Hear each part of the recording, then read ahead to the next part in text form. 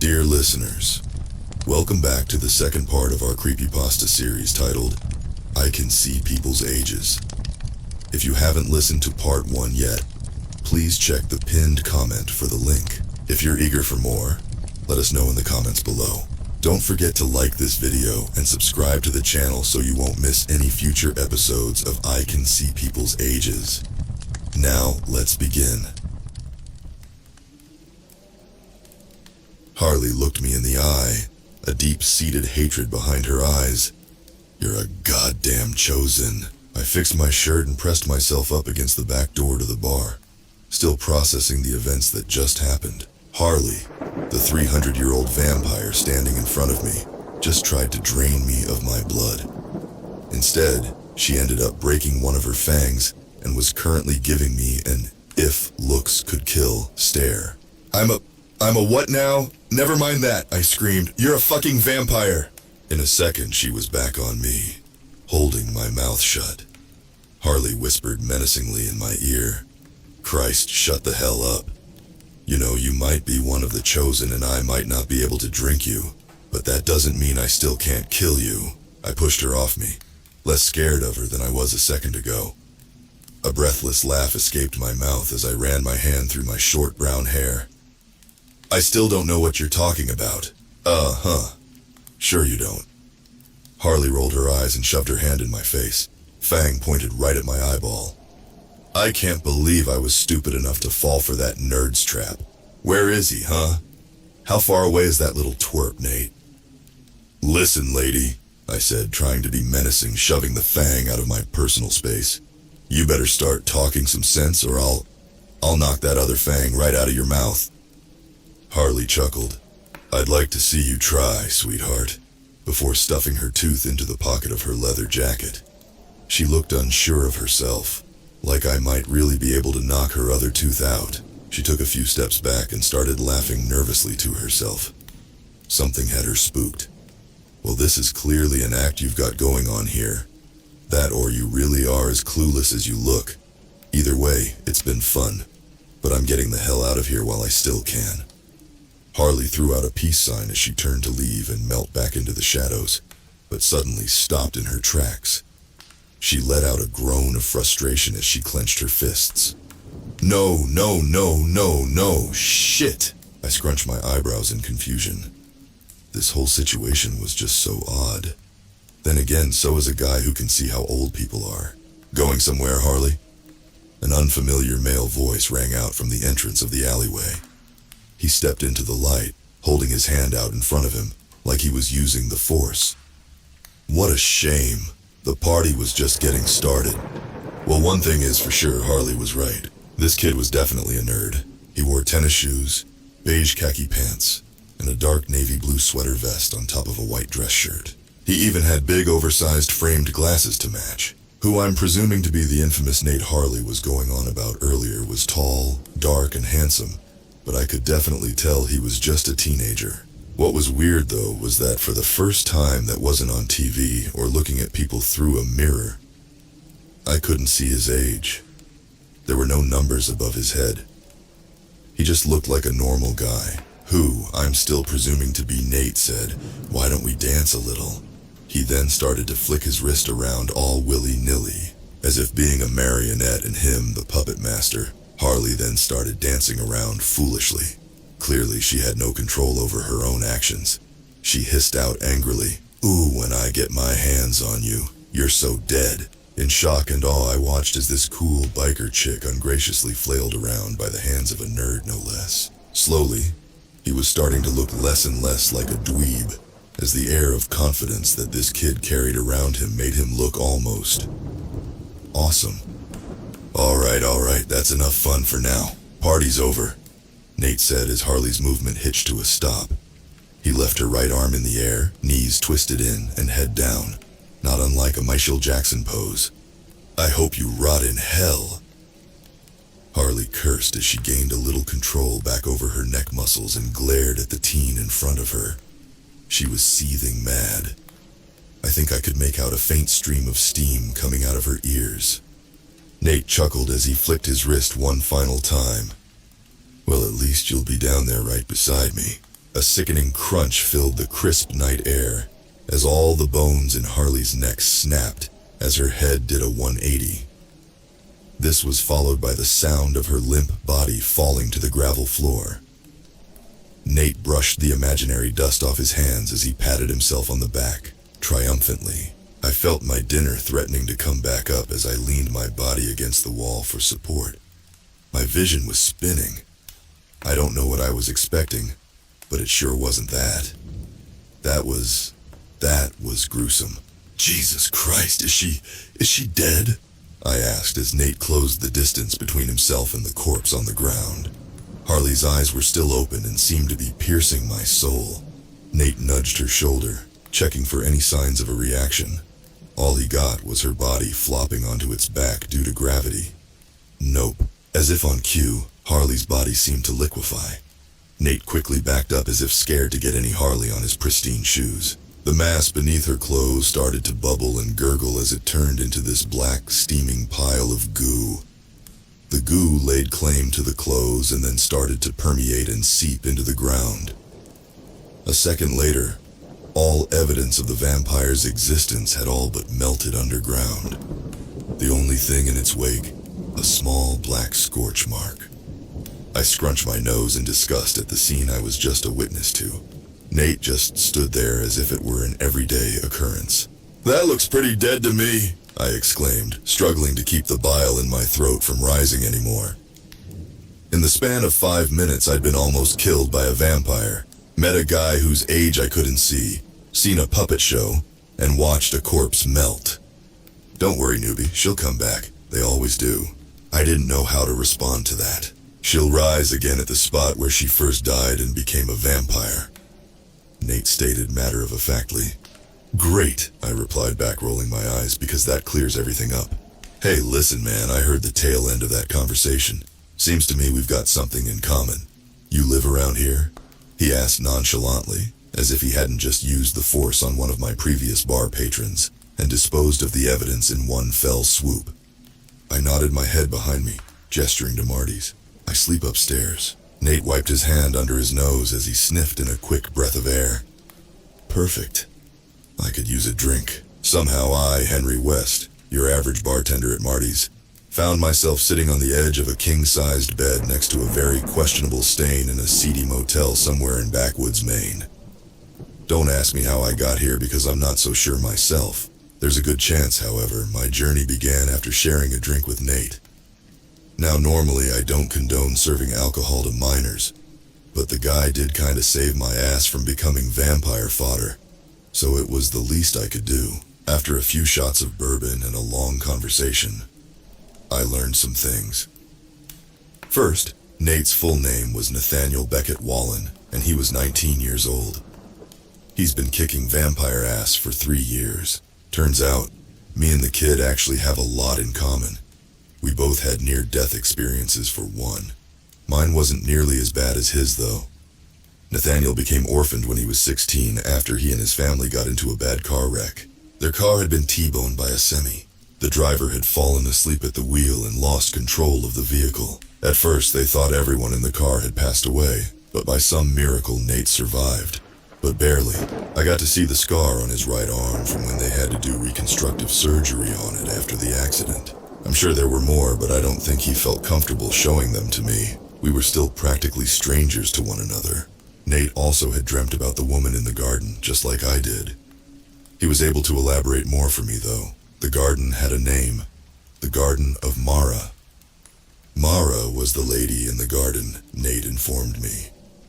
She was a goddess, and not just any goddess, the goddess of life. She also represents light and good. And apparently when someone dies, their soul gets to rest peacefully in the garden. More importantly, Nate was able to remember their conversation. He didn't really tell me what exactly was said, but what he did tell me was that they talked. She hugged him and sent him back after kissing him on the forehead. After that, he had the ability to control vampires. Just like how after I almost died, I woke up being able to see people's ages. Mara's chosen few. That's what Nate called us. Now it made sense why Harley called me a chosen earlier. He told me we were handpicked by Mara and given our own unique abilities to stop an immensely evil force. Her brother, Wesson, the god of death, was Mara's complete opposite. Who knew death had such a dorky name, by the way? Basically, he stands for evil and darkness. Before her was him, all alone in the darkness. Mara brought light into his world, gave him a friend. The two were inseparable at first. She was the yang to his yin. Mara even created the garden as their little spot where they could hang together. Then after a while she got bored and created life. Apparently, he got jealous of her creations since she started spending more of her energy on them than on her own brother. He then tried to gain her attention back by destroying the life she had created. Yeah, Wesen sent the meteor that killed all the dinosaurs. Understandably upset, Mara banished Wesen from her garden. Then she created humans in the aftermath of the dinosaurs' extinction and made him live on Earth amongst her new creations. To rub more salt into the wound, Wesen, being the god of death, has to bring human souls back to the garden when they die. Every time he asked Mara to be let back in and every time she denied him, Wesen eventually became fed up and bitter, so he created vampires out of some of the souls that he collected. Their sole purpose was to torment, drain, and kill other humans. His creatures have the primal desire to hurt his dear sister's creations and suck their life force out of them. The goal, just like with the dinosaurs, is to wipe out the human race, just to see his sister suffer. In an effort to combat his plot to destroy her world, Mara selected 3 of her finest humans and turned them into warriors who were meant to fight off the vampire infestation. They were given immunity to vampire bites and had abilities that could stop the bloodsuckers. But since controlling how a person dies wasn't within her territory, Mara couldn't protect her soldiers from death completely. That's why there was such an age gap between me and Nate. There had been others before us, and if they die, then another is chosen to take their place. Finally, Nate revealed the true purpose of our powers. There was one of the chosen who could see the true age of a vampire. They were to alert the one who could control vampires long enough to keep them still, so that the last chosen one could light their asses on fire and kill them for good, since only light can destroy the darkness. And what better source of light than fire? We were destined to be a tag team of sorts. How do you know all this? Is this what Mara told you? I had asked Nate after he finished giving me the basic rundown of our situation. I scratched my chin, confused on why in the 17 years since I got my ability, I hadn't known about any of this. Wouldn't it have made sense for vampires to want to track me down, seeing as I could literally blow their cover? Then again, Harley was none the wiser when she came into the bar, so maybe we smelled like regular schmegular humans to them. More or less, was all he told me. So if there's supposed to be 3 of us? That's what I was going to ask you, Henry. I've been on a mission to eradicate the vampire race for years now, and I finally have a solid lead on where the chosen with the fire ability is. With your ability to pinpoint vamps, and my ability to control them, we'll be able to do a lot of good in this world. We'll be unstoppable once all 3 of Mara's chosen few are united. So, are you with me? Wait, does that mean you were looking for me? Have you been looking for me all this time? I asked frantically. The once dwindling flame of purpose inside me was now a roaring blaze. Had I finally found my people? My purpose? Nate shrugged his shoulders playfully. More or less. Well then, Nate, I stuck my hand out to shake his. We're going on a mission. The loud sound of a rumbling muffler pulling into the motel's parking lot broke me out of my daydream. A second later, Nate opened the door to our room. Get ready, he said, as a brown ball of clothes was thrown at me. After changing into the light brown khaki costume Nate had given me, I slung the small backpack that carried all the belongings I'd taken from Marty's with me over my shoulder. I then stopped and peeked out the open door and took a look at the rust bucket that Nate had pulled up in. Do we really have to go in that rolling death trap? I said, pointing to the white kidnapper-looking van in the parking lot. Isn't that hunk of junk just going to give our position away? Precisely the opposite, young blood. That hunk of junk is exactly what they're expecting. Nate said, patting my shoulder as I exited the musty-smelling motel room. Can you stop talking to me like that? I'm older than you, Nate, like a lot older. I grunted out, annoyed. Nate scoffed. True, but I have more experience than you. He got me there. Weren't you ever taught to respect your elders? I grumbled under my breath. Yeah, whatever, Gramps, Nate replied back jokingly. I ran out of clever and witty retorts to say as we piled into the van. Giant baby blue words saying devilishly fast delivery were plastered on either side of the windowless van with little devil horns and a tail accompanying the logo. The clothes Nate tossed at me earlier was a Party City delivery driver Halloween costume that Nathan bought. It rode up my crotch uncomfortably as I settled into the passenger seat. He'd gotten me a size too small. We wear the same size, but he said they only had one in our size left. Since he bought the costumes and pretty much set everything up, I got stuck with the smaller costume. A thick folded blue paper landed in my lap, aiding the uncomfortable sensation in my nether regions. I folded it open. It revealed the layout of a large multi-floor structure. That's the blueprints for the facility.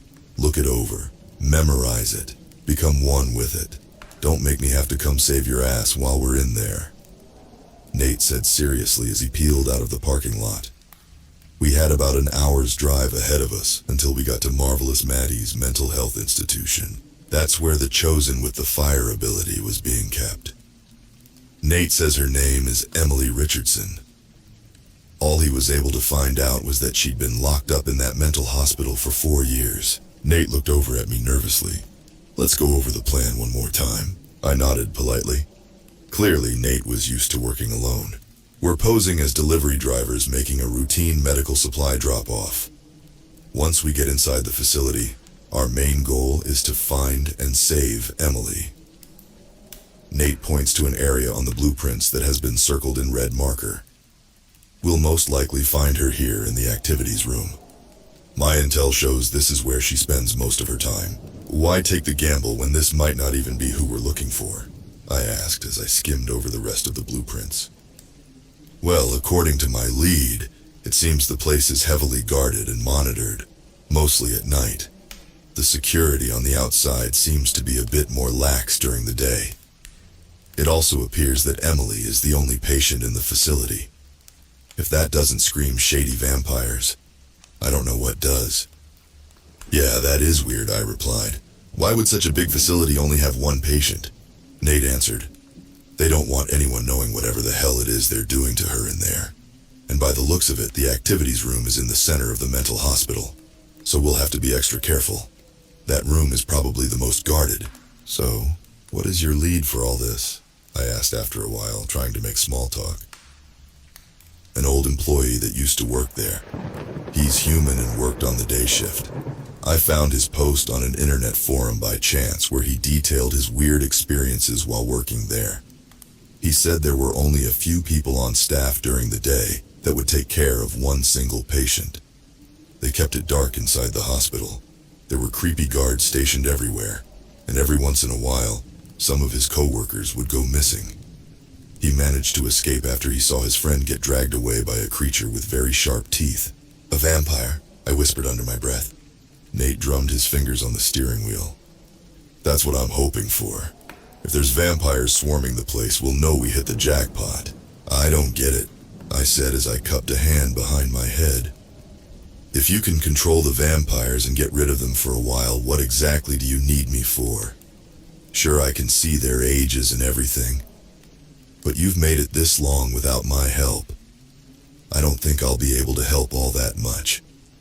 Nate sighed, disappointedly. Henry, I won't be able to do this without you. Your ability, it's more useful than you know. Really? I asked, not quite believing him. I mean, the kid has 3 years of vampire hunting experience under his belt, and I only just found out the truth about my ability. Yes, really, he chuckled. Did you know that the older the vampire, the more powerful they become? I messed with a hangnail on my finger absent-mindedly. No, I don't really know much about them other than what I've seen from movies and stuff. Well, most lore in the media is wrong, I'll tell you that right now. My mind flashed back to Harley's body melting into the ground in a dark goo. A shiver crept up my spine at the memory. Clearly. Anyway, Henry, my point is that if when we get in there and the place is crawling with vamps, your job is to direct me to the oldest ones so I can get rid of them. They're the ones we need to be on the lookout for. If you want to make it out alive, you'll do what I say, yeah? I nodded my head in understanding. Look for the oldest ones.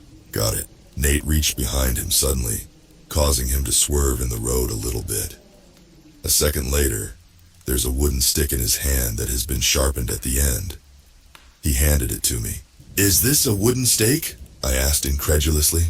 He shrugged his shoulders. I said most of the lore was incorrect, not all of it. One hit to the heart with one of these puppies, and they'll explode into dust. Thanks. What? You didn't think I would send you in there alone without protection, did you? I didn't say anything as I looked my new weapon over, inspecting it. It was a simple weapon, really. It wasn't too heavy and I had a good grip on it with my hands. It was the thought of actually destroying one of these monsters that made me uneasy. I'd never done it before. Harley was going to leave me in that alley, but Nathan was the one that sent her back to her death spot or whatever. Either way, I was in no serious danger then. Nate noticed my look of unease. Hey, he said. We're going to be fine, all right. We're going to rescue Emily and get out of there unscathed. We're the chosen few, remember? Yeah, I said, feeling a little more confident in myself. We're the chosen few. Nate turned down a dirt road that we rode for about 3 miles before the trees on the left side of the road cleared up, revealing a large meadow with a magnificently built mansion right in the middle. It was Greco-Roman style, and reminded me of the White House. The whole property was surrounded by 6-foot-high metal fencing with barbed wire on top. We passed a big sign that read, Marvelous Maddie's Mental Health Institution, in big yellow letters. There was a smiley face graphic on the upper right corner that also looked like a sun. The van slowly skidded to a stop as we reached the gated entrance. There were 2 guards stationed out front on either end of the gate. They held rifles in their hands. They were just regular humans from what I could tell. One guard was 27 years old and the other was 38, respectively. Don't say anything. Act normal, Nate instructed as he started to roll down the driver's side window. State your business, Guard 1 demanded. Nate leaned down the side of the vehicle to hand the man a card. I have no idea what it said on it. Nonchalantly he went, Just here for a routine delivery, sir. The guard looked at the card and scoffed before flicking it to the ground. You're late. Got stuck in traffic, sir. You know how it can be sometimes. Nate had a small smile on his lips. If he was nervous, he didn't look like it. A tense moment of silence passed before Guard 1 nodded to Guard 2. Guard 2 then pulled out some sort of scanning device. All right then, Guard 1 said as he took a step back. We're just going to scan your load to confirm. Whoa, what? As far as I knew, the back of this van was empty and had no boxes.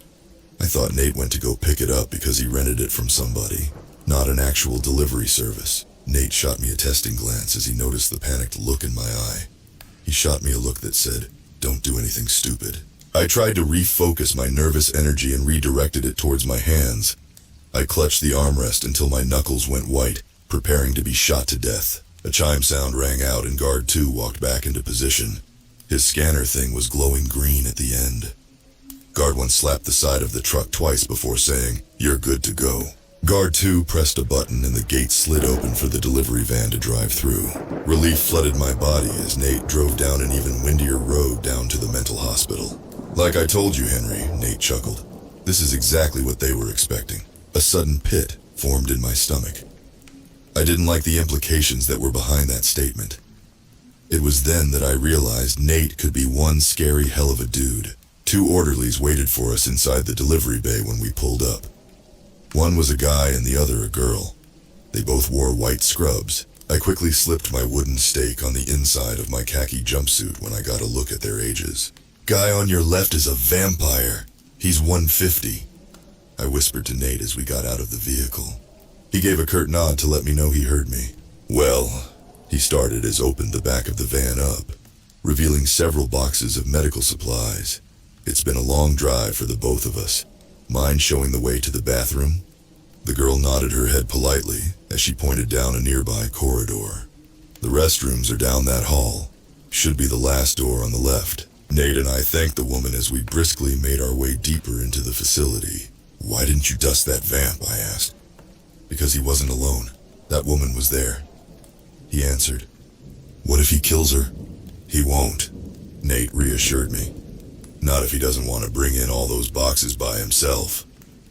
I nodded and we continued our way past the bathrooms into the activities room. The hospital itself was pretty barren.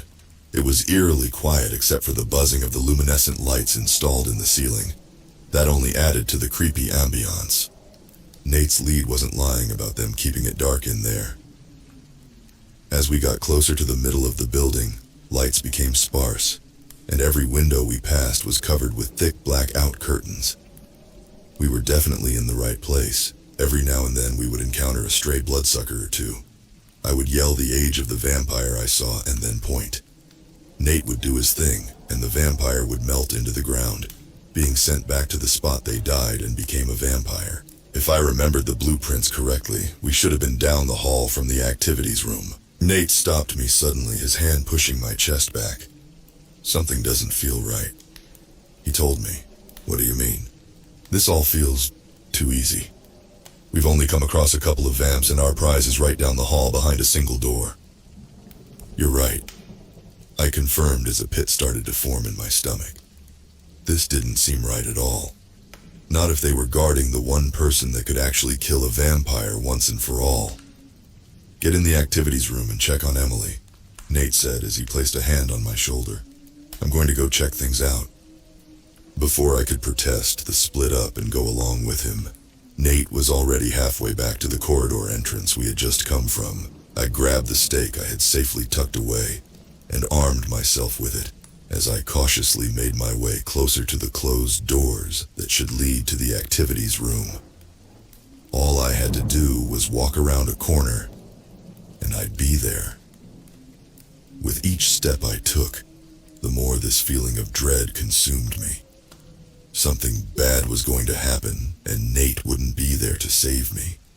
I was about 10 paces away from my destination when, out of nowhere, this older gentleman with salt and peppered hair stepped out from the corner. He looked like a butler as he had a handlebar mustache and was wearing a tailcoat suit and a pair of white pristine gloves on his hands. I took a step back as I saw his age. My eyes went wide as I read the number 750. That meant this guy had to have been alive during the goddamn Crusades. There you are! He smiled menacingly, fangs out and everything. We've been expecting you. Stunned, I launched towards the vampire, my stake at the ready, directing my aim towards his heart. I went in for the kill, but was suddenly thrown back by the man's immense strength. I crashed into a wall where I'm pretty sure I cracked a rib or 3. He was 10 times stronger than Harley was back in the alley. I tried to pick myself up, to continue to fight, but the 750-year-old butler vampire was faster and threw me back onto the ground. I reached for my wooden stake, but she stomped on it and crushed it to pieces. He stomped on my hand too, for good measure. He looked down at me with this fake look of pity on his face. I've always despised you chosen few. You always did fuck with my fun. He snarled in my ear. His hand was firm on my shoulder, keeping me to the ground. It'll be fun to watch you die. You can't bite me. I strained out painfully. He chuckled. Oh, need not to worry, young chosen one. I've got just the remedy for that little problem. Gramps reached behind his tailcoat and pulled something out. A metallic click filled my ears as he cocked a revolver. My stomach did a backflip. Another sinister smile filled his face. Say goodnight. I clutched my eyes closed and prepared for the end. Where was Nate when I needed him, huh? Why'd I have to get stuck with the lame power to see people's ages? All it did in the end was let me know that I was going to die by the hands of a very old, very powerful vampire. I was useless. My existence was useless. This was it. This was the bitter end. Me cowering on the floor as a vampire laughed maniacally as he readied to shoot me to death. No, this is not the end! A voice, not my own, screamed in my mind. Suddenly, an intense electrical feeling coiled through my spine. My body went rigid, then into overdrive, and I managed to stand up. This intense feeling flooded my veins.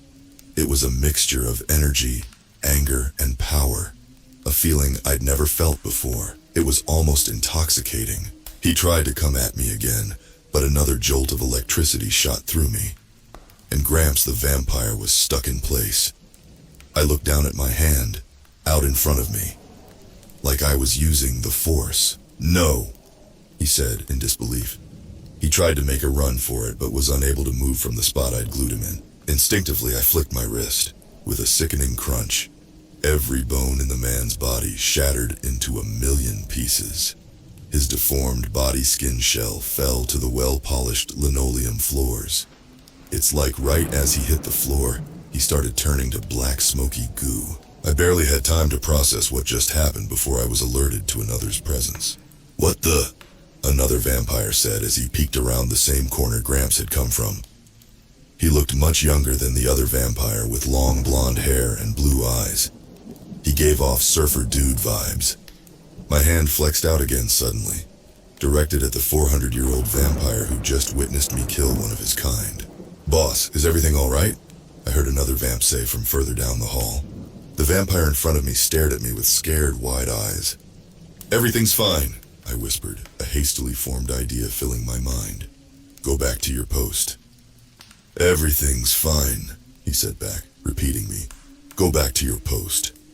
"If you say so, boss," the other vampire said as the sound of his retreating footfalls filled the hallway. "This is not the droid you're looking for," I said, quoting Star Wars, as I waved my hand in front of the vampire's face. He blinked lazily before walking back to where he came from. I stood there for a second, my brain trying to wrap itself around everything that just happened in the past 3 minutes. The scorched spot left of the 750-year-old vampire I just kinda killed was something, for sure. But more importantly, if Nate was the only chosen who could control vampires, what in the hell did I just do?